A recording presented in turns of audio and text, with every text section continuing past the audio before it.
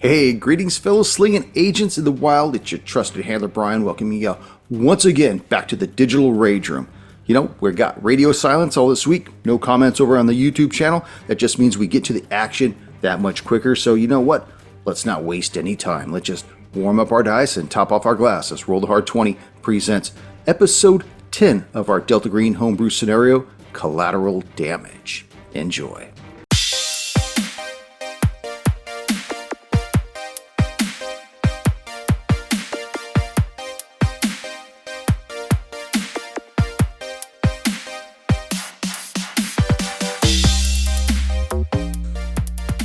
I'm waiting for the Samwise TikTok channel. I'll be your first subscriber. Like I have to learn how to dance and lip sync, all that stuff. You're not going to put on blackface, are you? No. Can't do that anymore. Can you do it any less? I've been doing my transition from dwarf into human, though. It's been taking me a while, but I'm getting taller. My beard's getting shorter, so it's been working well. You look good. You look good. You know, I was thinking to myself this past week, because I had a lot of time to reflect during my days in school. Fucking jail's a bitch, dude. I know, man. It really is, especially when you're making your own bail or your own pruno, one of the two. County's better than state or federal. You know, every time we sit behind the virtual eye of destiny in our digital rage rooms here, I always think about how every time we do this, it is an event. It's not just about playing a game. It's about bringing us together, people that we've known for decades, literally. And how awesome that is that even though we're spanning the entire continental U.S., that we still get together for 1 hour a week, regardless of the time zone, and spend that hour together. And with that, I'd like to raise my glass and cheers to everybody. Oh, yeah. Cheers, hail. Let me lead us in, and let's begin this. Greetings, fellow. Where the fuck did he go? Just turned on the light. I didn't think you needed to. He's there. That's the best. We're going to lead us in. Dips out. Damn, put your pants back on. Again? Let me lead You this paid me in. good money to take them off. Greetings, fellow slingers. Welcome back to Roll the Hard 20 podcast. It is I, your trusted handler, Brian, and with me, my hard slingers of yore. Hell. Episode 10 of our Delta Green homebrew scenario, Collateral Damage. So right now, both teams currently have leads. Well, back at the DC Metro PD, a call came in from one Mama Fontenot, and after a brief discussion, Coldwell pieced together that her son and the main suspect in the prostitute murders was indeed her son Darius Fontenot, one of Holy Boy's lieutenants. Together with Detective Baker and his two men, Coldwell and Rice headed back to the Potomac Garden apartments. Meanwhile, acting on a lead of their own, Adesso and Kimura once again borrowed the keys to TEA Dillon's car and headed over to the First Continental Bank before it opened, hoping to ID the one called Eugene as he arrived for work. After seeing all the employees arrive and allowed inside the bank, you approached the bank and spoke with the branch manager, Eli Baum, who told you Eugene had called in this morning. When asked, he gave you Eugene's address and showed you his teller workstation, where you discovered 3 unfolded $10 bills bearing unusual sigils upon them. You informed Mr. Baum that you'd be taking collection of them when he said he would feel more comfortable if a Treasury agent were here during this transaction. Each and Adesso. Yeah. You have Mr. Eli Baum before you. Everybody else is currently outside of the bank. What would you like to do? Well, out of game real quick, telling this guy if he's going to be putting up a stink, we could sit there and call up TSA agent Dalton. How do we pick him up? Because we have his car, you know, all this, that, the other. Or we just sick the fucking lawyer on him and say, oh, okay, you want to this, that? Okay, well, you know what? Why don't we call them down? They'll close down the bank and they'll do all this and, you know, give them the fucking, you know, Agent Karen, dude. No problem. Can do. I'll put in the sweetener at the end once you're done. Yeah. All right, back in game. Mr. Baum, I appreciate your position. I really do. Here's the issue. We're working on a very compressed time schedule, and I'm happy to provide you with whatever documentation you need. We are working in conjunction with a Treasury agent, and currently we have his car. He can't make it down here. But if you were to deny us access to these bills on grounds of you'd rather have him do it, what I'm going to do is I'm going to shut your bank for the day. So it would behoove you to get us out of your hair. Otherwise, we're going to have to shut down the bank, and then I'm going to have to do a complete investigation as to everything so that when he gets here, he will know what to get and what to retrieve and what documentation to provide you to ensure that you have yourself covered and it can explain why you lost a day's worth of business transactions. That's where we're at. So, Mr. Baum, why are you so concerned about not handing these over to us? I mean, I know that they're in Eugene's drawer, but aren't you the one kind of running the show here? I mean, I look at Agent Adesso. Do you think that there's more here than just, like, I don't know, do we need to bring in someone for questioning or anything like this to? Why would you need to bring me in for questioning? I'm just the branch manager here. That's not my drawer, though. That's. But you're in Eugene charge of this Abernathy's place, right? Yeah, you're in charge of this. And well, then, why are you so hesitant to hand us 3 bills? Tell you what, Ichi goes into his pocket wallet, takes out $3 bills. If you're so worried about the drawer, $3 or 3 tens? Sorry, the 3 tens. Ichi reaches into $3. No, Ichi will. I may be Jewish, but I'm not gonna do that. Ichi will reach in, grab his wallet, and take out 3 $10 bills, and say, "Here, if you're worried about the drawer being short, please take this. We're not trying to make a fuss here. We simply have some bills that we've found. There's no evidence yet that it goes further than this. But if you're going to cause us a delay in our investigation, well, then maybe we will look into this further. Maybe it does." Agent Odysseus, do you think this goes farther than just this, or what do you think? It very well may. I mean, it seems like such a simple request, and since we've made the till whole, it doesn't make a difference between one or the other. But like I said, we can make a federal case out of this. Oh, wait, I have nothing to do with this. So you say. You may say that now. You may. I'm going to say it then too. But why don't you make a persuasion check? And because he's already on the heels of his feet right now, give it with 20% bonus to it. All right, I got to get under 55.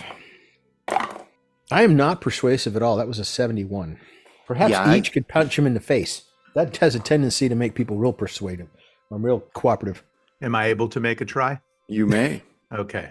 So I have the money, and I'll move over to Mr. Eli Baum and say, "Mr. Baum, here's the 3 $10 bills. Your operations won't be short for the day. Now, you can allow us to take these. I will say you can allow us, or you can tell us no, and then we will call everyone down here and open up an investigation, because there are some issues here. And currently, you are prohibiting us from continuing on with our investigation." And the roll, do I get a 22 or 20% also? 20% also. Okay. I got a 27 out of 73 now with my 20 extra points. He looks at the two of you. He takes your 3 tens and says, "Please leave now. I don't want any more problems." Okay. Well, we'll be contacting you later should we find any issues. But please feel free to open up the bank. Please tell everyone else that they can come back in, and we will be out of your... Does he have a lot of hair? Hair. He's got a halo. All right, right on. We'll be out of your corona. We've taken off your scalp. He watches the two of you leave the bank and head back towards the Silver Charger. At the same time, he motions for the rest of his employees to come in, as well as the patrons and the security guard that have arrived afterwards. As his employees gather around him, he's kind of like, you see him through the glass doors, kind of motioning and flailing about, pointing in your direction, pointing over at Eugene's area behind the counter, and that's just kind of goes on and on as you guys enter the car. All right, I say we get out of here and update Heisenberg, and we have the address, we have the bills. So Okay, make your call. Right. We'll go outside and I'll call Heisenberg from the car as we're leaving, right? from the car. From the car. Yeah. Okay, so I'll whip out the phone and call Heisenberg. Odysseus. Heisenberg, we've made some progress on our latest case, at least our side of it. What we have are the bills in our custody that we have retrieved from the bank. And we're on our way to speak with the teller. His name is Eugene Abernathy. He lives over at 760 Main Avenue, Southwest, The Wharf, DC. Shouldn't take us too long. According to my GPS here, we should be there in about 10 minutes. Okay. Have you heard from the other 2 agents? Not yet. Met with them this morning. We gave them us a complete debrief, but we just left the bank, so we saw them about an hour ago. Haven't had a debrief since. Okay. I just got off the phone with a handler that's local to your area right now, and he's given me 20 minutes with a green box he has custody of in your area. From my understanding, it's about 5 miles away from you. Excellent. Now- Hopefully we won't need anything heavier than what we got, but can't hurt to go take a look. Not at all. If you're gonna go, you gotta go there before you go anywhere else. Because they said they're only gonna hold the door for so long. Just Send take us what the you address. need. Yeah.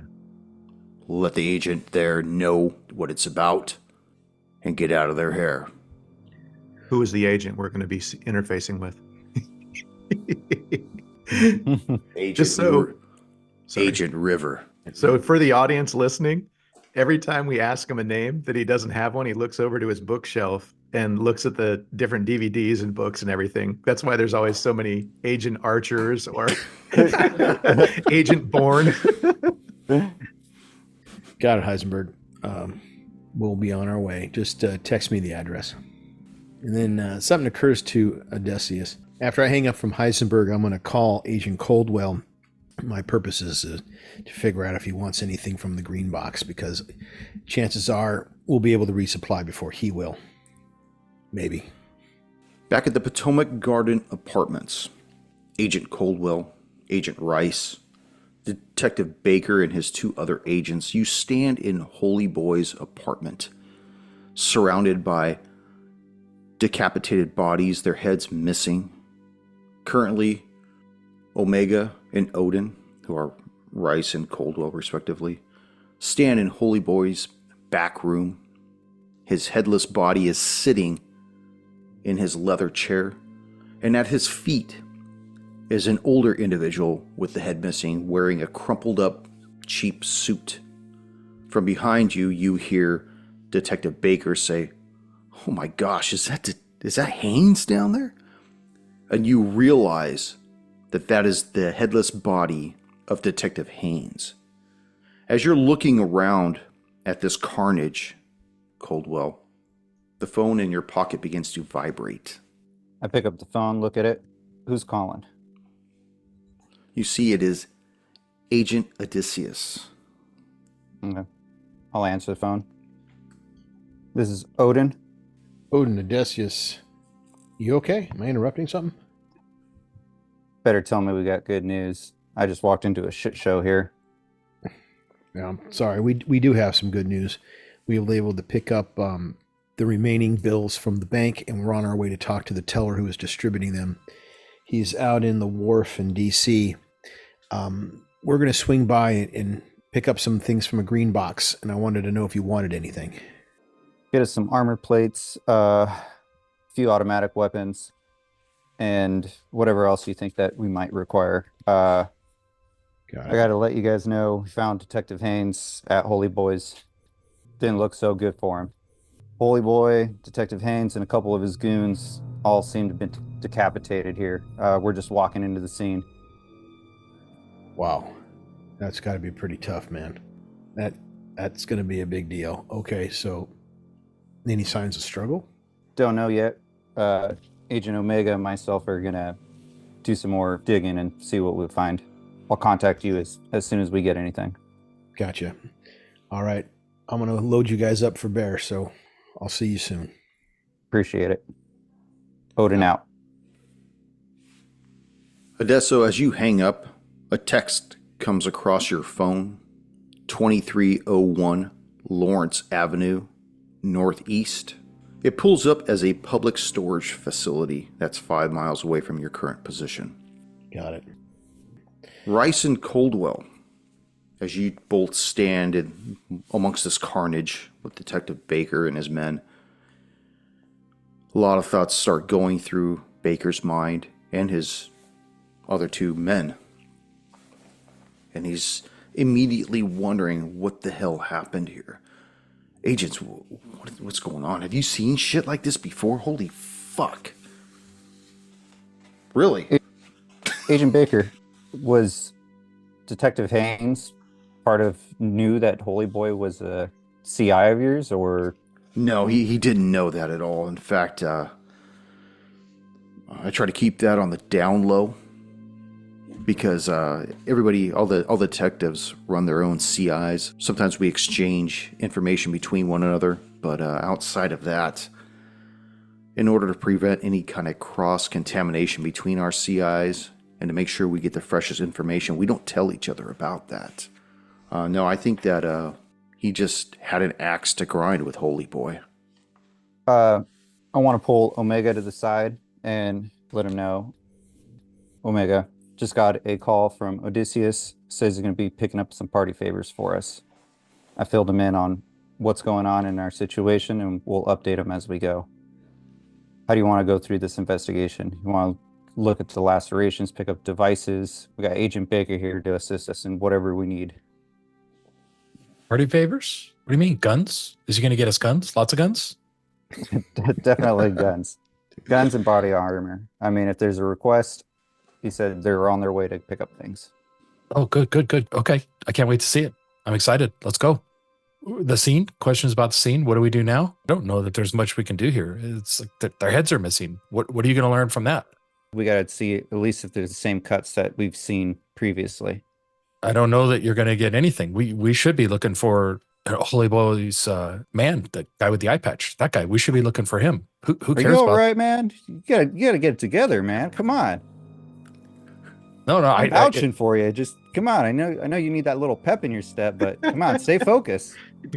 I'm trying to stay focused, but I feel like I got to do some push-ups. All right. Baker's looking at the two of you off in the distance like, what the fuck is this Abbott and Costello bullshit? He turns back to Detective Arello and Detective Barkley, and they start huddling up and talking amongst themselves, and they're looking at the 5 headless bodies in the main room. They're looking back at Haynes and Holy Boy's bodies, and they start wrapping their head around what's going on, and they start trying to formulate something, kind of keeping the two of you out of the loop at this point.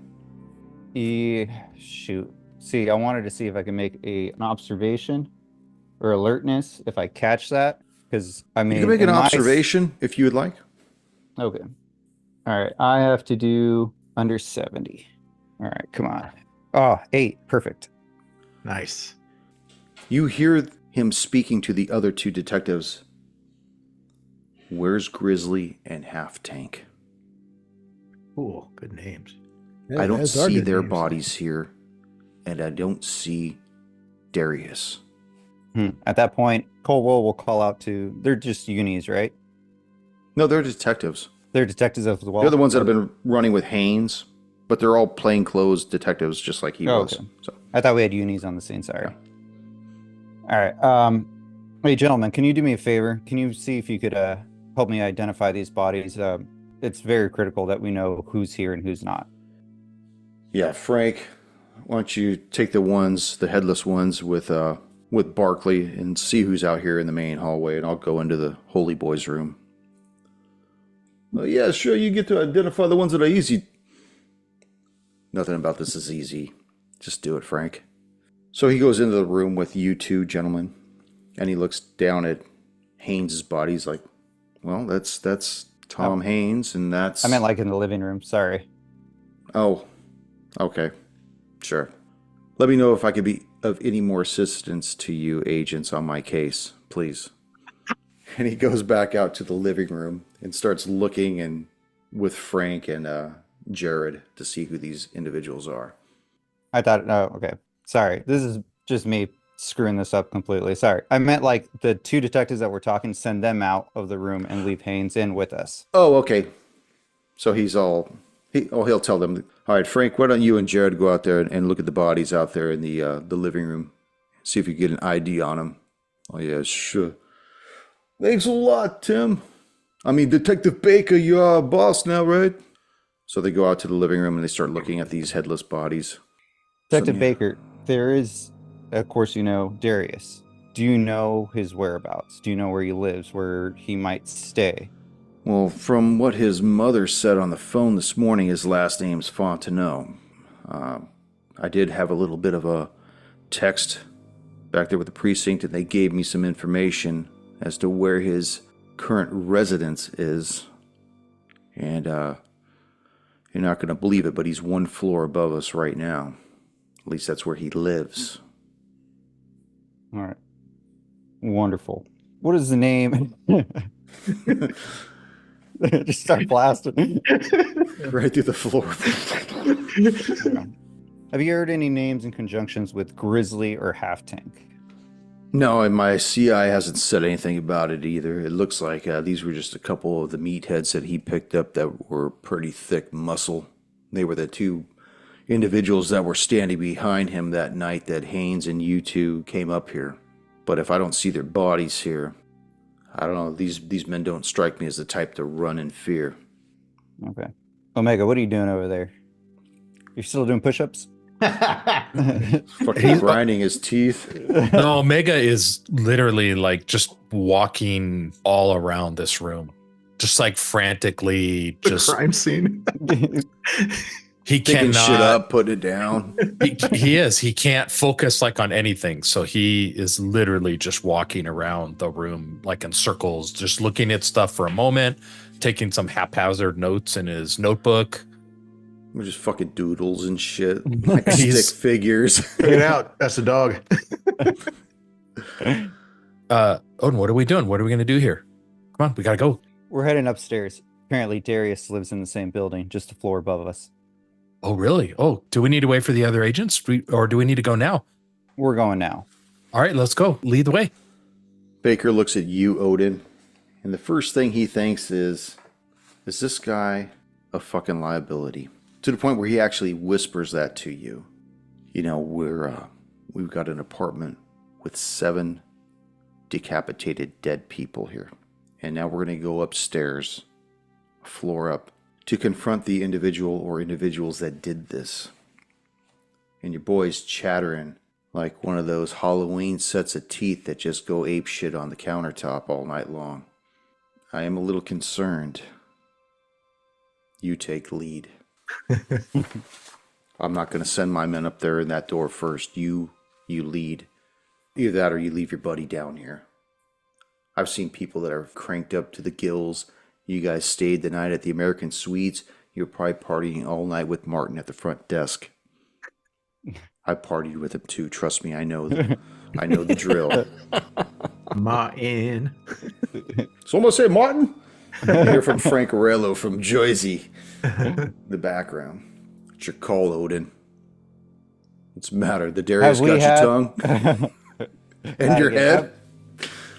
Other than a certain penalty that he had, he doesn't have any sporadic, like, impulse of any kind. Have we? We haven't determined what he has a disorder. I haven't given it yet. Yeah, we don't know what the disorder is. I know what it is. I know what it is, but he's coming down. That's the disorder. Yeah. Well, no, because I had 4 hours on this this hopped up state. You got like 2.5 at this point moving forward. It was originally 4. Yeah. That's what I was trying to figure out. Is like how much time do we have left? You're sitting at about 2.5 right now. Okay. So, Omega, as you're watching Odin and Baker talk back and forth, you start to see them break away from the background. And the background just starts to dribble and drain in ones and zeros and different motif of sigils. They start moving in horizontal and vertical lines. They start going in diagonal lines and coming towards you and back. They look like computer code at this point almost as though you get a sense of delirium about you. It makes it really hard to distinguish depth perception. You're just kind of standing there in awe as these two talk back and forth in this diffused state. It's your choice, Agent Odin. We bring him or what? I'm going to leave him here for the time being. I'm going to have him do some research for us. Let's head upstairs. I'll go talk to him real quick. We'll be out in the hallway. We'll wait for you. Come on, Barkley. Come on, Aurelio. All right, Omega. Here's the plan.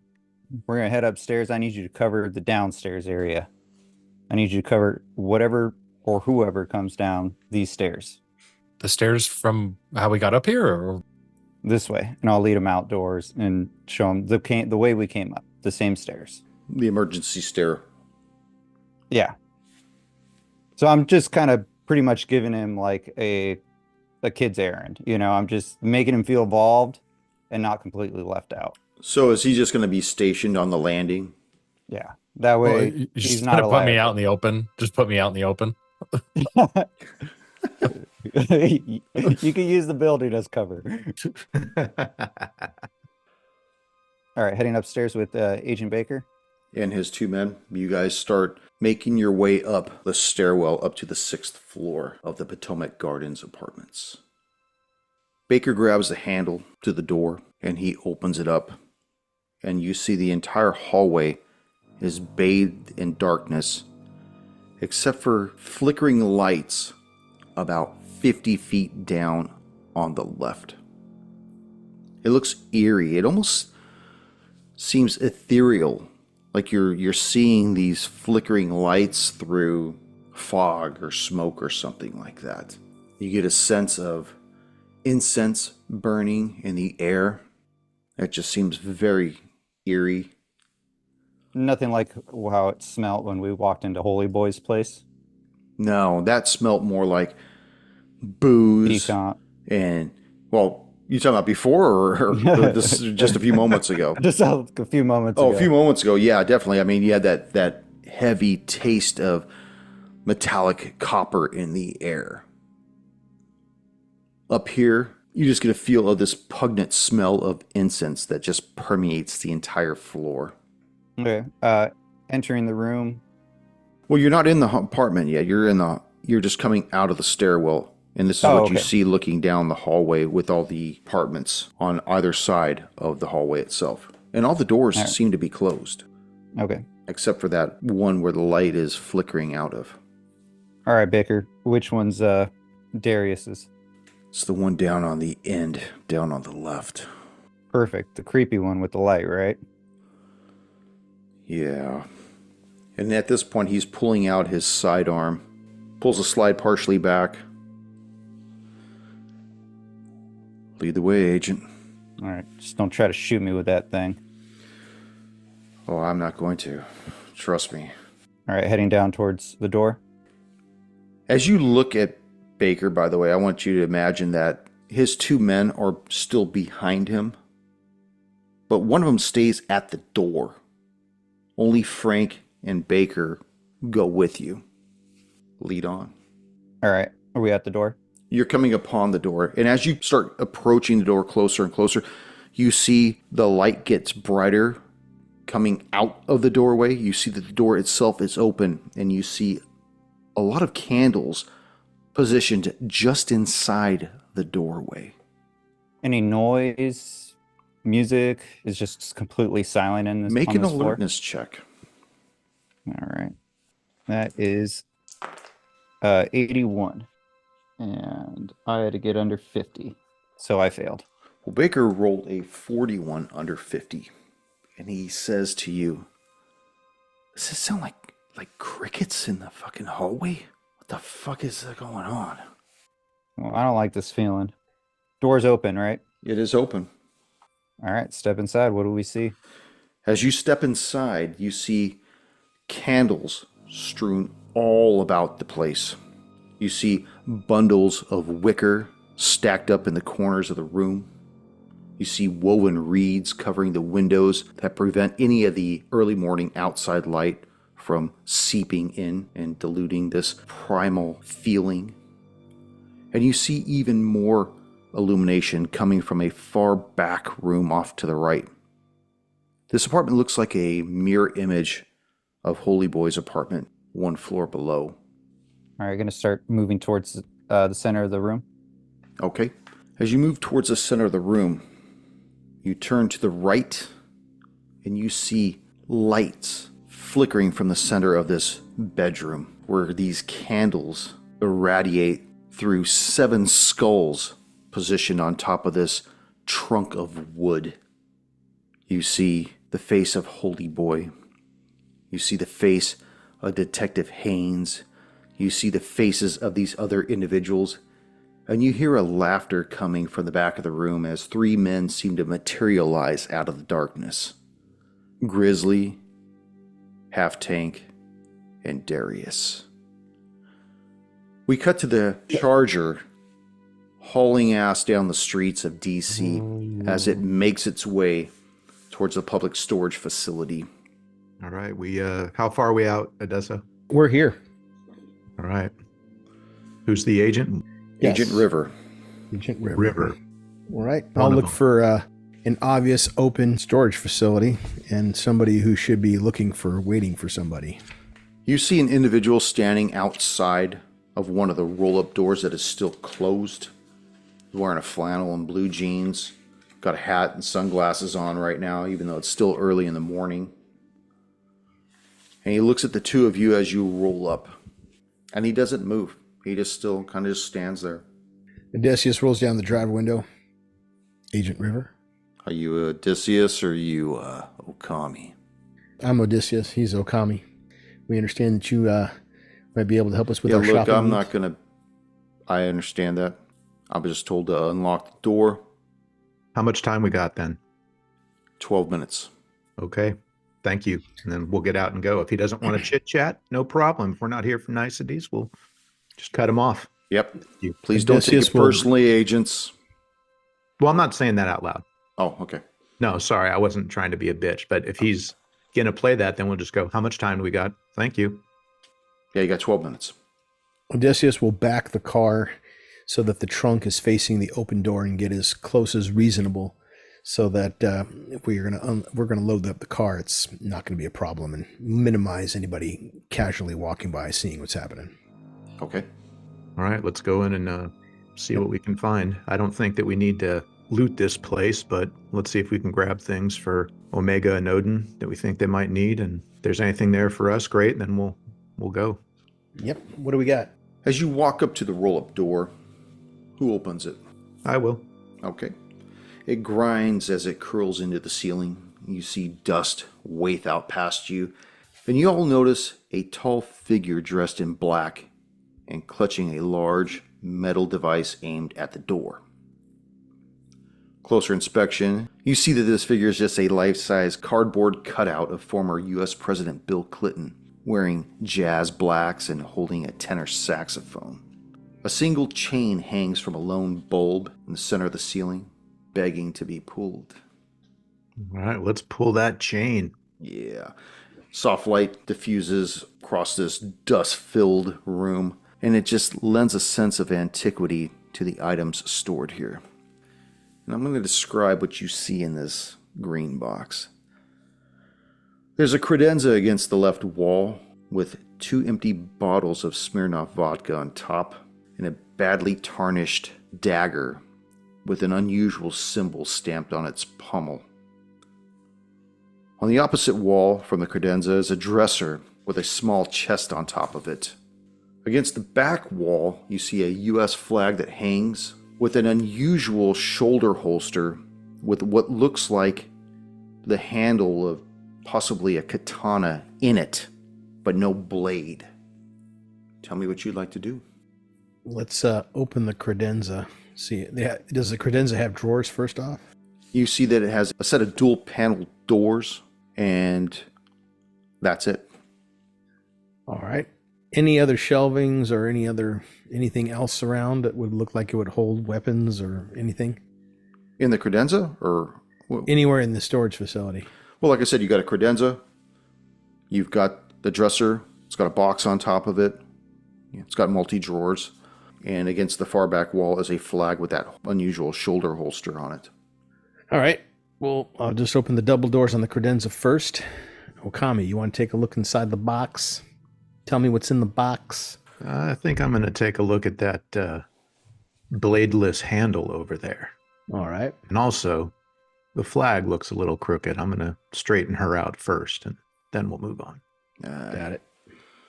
As you open up these 2 doors to the credenza, Adesso, you see 2 missiles for an FIM-92 Stinger shoulder-fired surface-to-air missile system that is in an opened U.S. Army ordnance crate.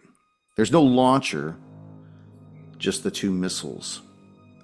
You also see that there are 6 metal cans, each large enough to hold a bowling ball inside of them, and each with the lid sealed. Any markings on the cans?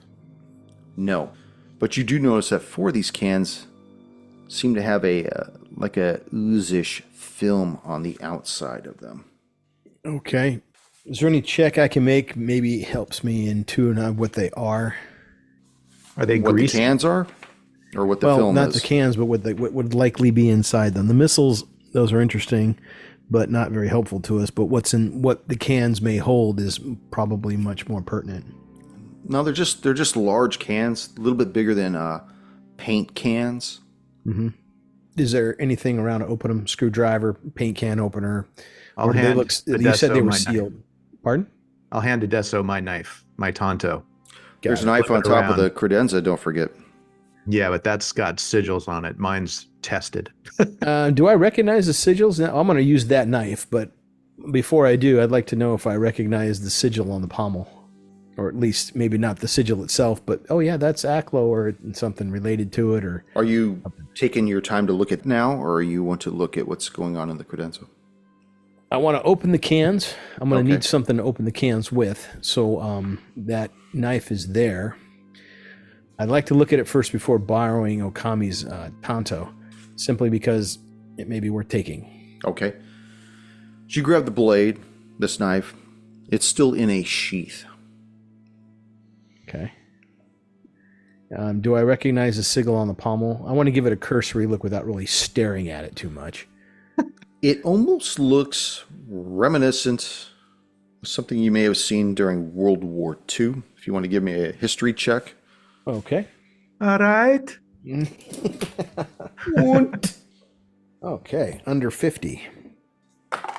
24. Hell yeah. 24. It looks like it's some kind of a German sigil. Although Gotcha. it doesn't, it's not your typical SS or your swastika. Mhm. It does have that feel to it. It's quite possible it could be from the Karotisha, which is a branch of the Nazis that were doing a lot of exploration and experimentation with the unnatural during the final years of Hitler's reign. Possibly still going on to this day, if you believe some of the rumors.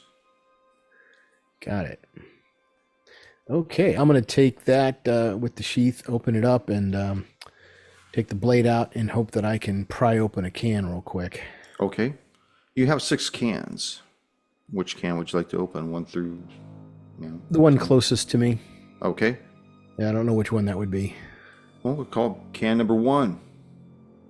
You pop it open and you see that there is a transparent gray ooze within. As it starts to wafe up, you begin to get this sense of calming about yourself. Just, Get that for Omega. hey, why not, you know? As you're looking inside it, though, you do notice that it has a human head inside of it. Is it like preserved, like this is like some voodoo such? Well, as you're looking at the head, you notice that the head looks up at you and blinks. And I need for you to make a sanity check.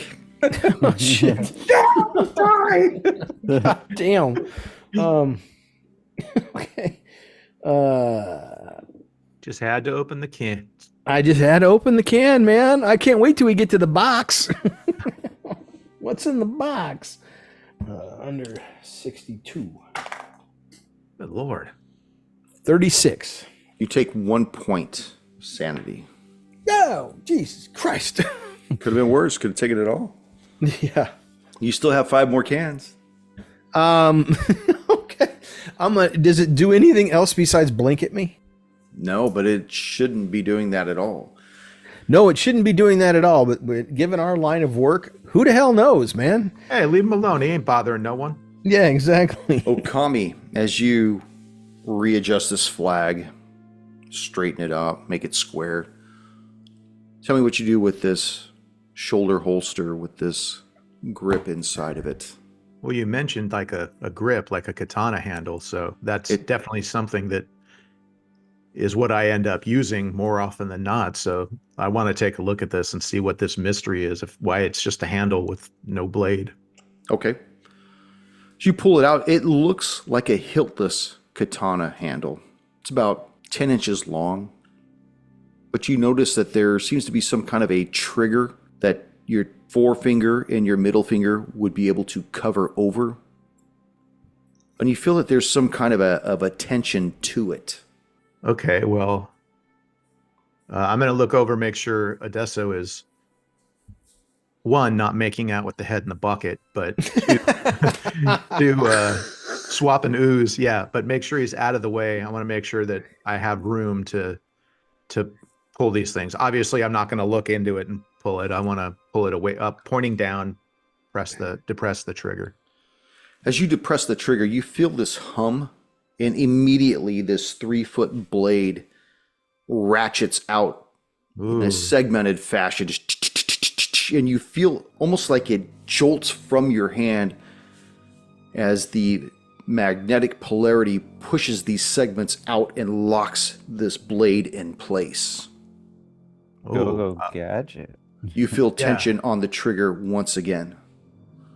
All right, well, I want to check out the blade real quick. How does it seem durable, or is it like, I'll do a, kind of holding it up, testing it, feel the heft of it. Like, is it balanced? Like, is it more heavy like a machete in the front, or is it more like is it a suitable fighting blade?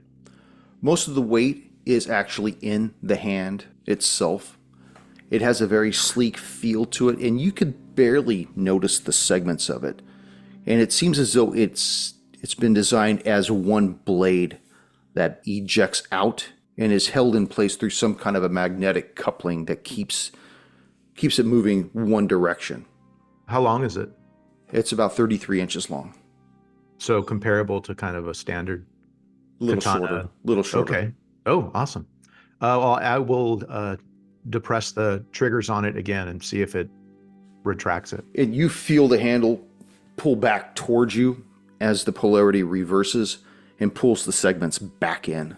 Ooh, so now this thing is basically like a 10-inch katana, like 10 inches, and then I can turn into a full wakizashi or whatever. That's correct. Ooh, and now it's like no metal you've ever seen before either. It has like a bluish red swirl to it, almost like you see those old Western guns that have been blued. Yeah. But imagine there's some rustic elements to it as well. Does it feel modern in make or no? You'd have to spend some time making that assertion. Well, we only got like 9 minutes or however long, so I'll just grab it and I'll tuck it in my the back of my shirt right now, holster and all. I'm not going to try to figure out how to put it on right now. I want to finish searching the room so we can get out of there. Okay. Adesso, you want to finish playing with the rest of the cans, or you want to move on? No, I'm going to put the cap back on the can that I opened, and we're going to leave the cans alone. I'm going to be looking for. I'm going to be a little more cautious in looking inside the box. The box on top of the dresser? Box on top of the dresser, yeah. Okay. It is a small chest. It's not locked.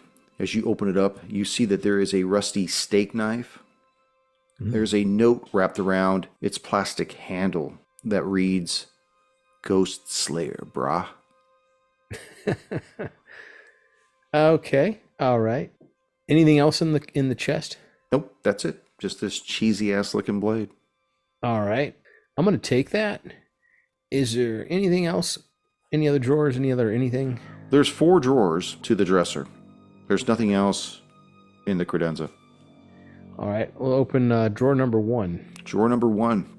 You see there's a 12 gauge semi-automatic shotgun inside. Seems to have a box of shells right beside it. Okay, we'll be taking that. And the Yeah, shells. good for cleaning house. Yes, street sweeper. You Yeah, also or see that sweeper. there's a tied up handkerchief in the corner of the drawer as well. Okay, I'll take a cursory look at that. Anything of interest? There appears to be 9 12 gauge shells in there. All right. Stamped Hellfire on them. Oh, definitely taking those. Yes. What do those do? They're basically incendiary 12 gauge rounds. So they can shoot it and start things on fire? Oh, yeah. Yeah. We're going to have to be careful, but it's a real good way to eliminate and clean like we are wont to do. All right. Drawer number 2. Drawer number 2, you see a white manila envelope from AARP. Okay. Anything in there? There's someone's retirement plan. Did I recognize the name on there? You do not. In fact, there appears to be scribbled out, hashed out to the point where it is completely worn through the page itself. You also see down at the bottom of the envelope 5 9mm unfired bullets with strange sigils on them. And each sigil appears to be different. Okay, those are worth taking. Anything else in the drawer? That's it for that drawer. All right, so I'll take the 9mm rounds. Agent River comes up to you right outside the door and says, "Let's go, agents. Your time's up." All right, I'm going to open... Now, I'll let you have the option of either the third drawer or the bottom drawer. Pick one. Which one's bigger? The bottom drawer is bigger. I'll open the bottom drawer. Open them both. You're right there. I was trying to think that too, but he said only one. Only Fuck one. him. I got a sword. A sword runs through the river that runs through it. Oh. You see a stack of loose graph paper, about 120 sheets worth, Good eye. scrawled across each page in increasingly deteriorating handwriting is scribbled the phrase, "I don't fear the werewolf, for I am the wolf." And it's just over and over and over. You see an empty Smith & Wesson MP 9mm pistol off to the side with dry blood on and in the barrel. All right, I'll grab that and then I'll look at each. You had some artistic urge in you for some reason? That's not me. I wouldn't be surprised if that's leftovers from the old Wasatch Mountains ranger Yep. station. He grabs the chain and begins pulling it down and saying, "Come on, agents. Time is up." Okay. All right. Gotcha. So we got a semi-automatic 12 gauge with some Hellfire, a pistol, and some hopefully anti-werewolf rounds. You said 9mm on those rounds? Yes? Yeah. Okay. Yeah, that should be on the head stamp on the back. Well, of the hopefully they're case. not good against that. Back in Darius Fontenot's apartment, Agent Odin, Detective Baker, and Detective Arello. The three of you stand facing Darius, Grizzly, and Half Tank, who stand on the other side of this macabre display of severed heads before you. I need for everybody to make a sanity check. Odin. 39, which is a pass. Pass. You take 1 point of sanity damage. Aurelio immediately goes insane and runs out into the hallway. Baker takes 1 point of sanity damage as you hear Darius begin to speak. "I was lost when I was found. I was found by the wise. He offered to buy something from me that I did not know I was selling. My time. You know, he offered me $100 if I were to listen to what he had to say. He gave me 10 $10 bills and told me there was an esoteric meaning hidden on all $10 bills.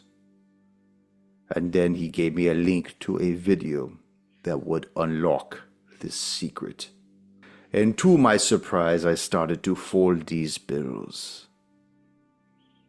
When I folded the second one, I started to feel something. A hunger.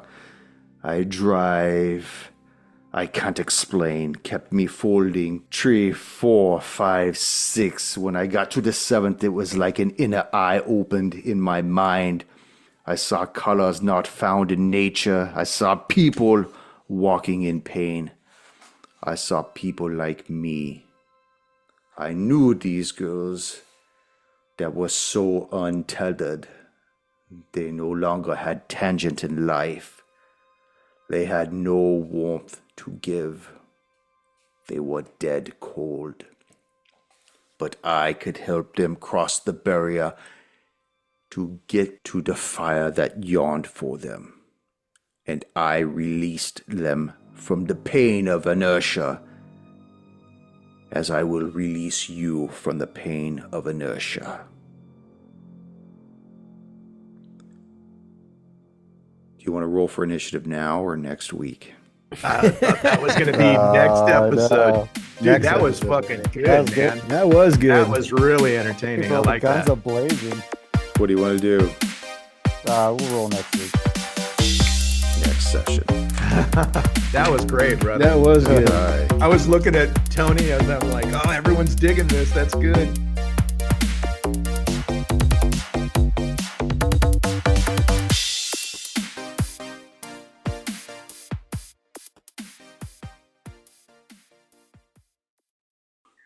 I'm going to do a quick call to Coldwell on the phone. Okay. I'm sorry. Are you going Okay. Talk to you later. Forgot All your right, let me know how it line. turns out. Out. Tell him I said hi. We'll be out in the hallway. We'll wait for you. Come on, Frank.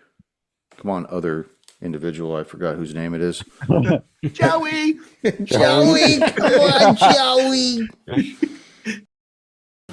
Thank you for joining us once again on Roll the Hard 20 podcast. Remember, you can find us and subscribe to the show on Apple Podcasts, Google Podcasts, Spotify, Pandora Radio, iHeart Radio, Amazon Podcasts, and Audible. And if you like what you're listening to, be sure to leave us that 5-star rating and review. Don't forget about our YouTube channel at Roll the Hard 20. So if you're into watching and you want to help support this show, then head on over and hit that subscribe button. It really does help the show out. We can also be found in the wild on Facebook, Instagram, and Twitter, so don't forget to look for us there and check us out. You can also contact the show directly at rollthehard20podcast@gmail.com or head on over to the website at rollthehard20podcast.com, where you can download the current show directly, pick and choose past shows from our archives, or view our galleries. We've got a lot of stuff posted over there, so check us out. And finally, join us on our Patreon at patreon.com/rollthehard20podcast, where you can become a hard slinger and pick up swag. So until next time, keep your dice warm and your glass topped off as you roll those hard 20s.